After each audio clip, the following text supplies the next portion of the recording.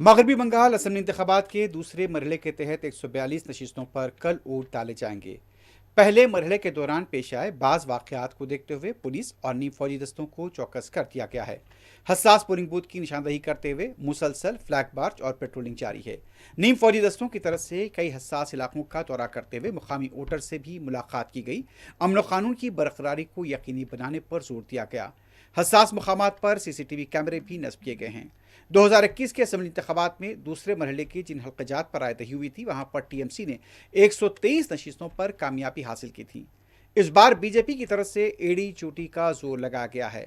वजीर आजम नरेंद्र मोदी के अलावा वजीर दाखिला अमित शाह, उत्तर प्रदेश के वजीर आला योगी आदित्यनाथ, आसाम के वजीर आला हिमंता बिस्वा शर्मा और सफ़े अव्वल के बीजेपी के लीडर्स ने इंतखाबी मुहिम चलाई है। घुसपैठ ये अहम मौजू रहा है। अब देखना है कि पहले मरहले में तकरीबन जहां 93% की राय दही हुई थी, दूसरे मरहले में भारी पोलिंग का इम्कान है। 4 मई को वोटों की गिनती होगी। ईवीएम और दूसरे सामान के साथ इंतखाबी अमला पोलिंग मराकज के लिए आज दोपहर के बाद से रवाना हो जाएगा।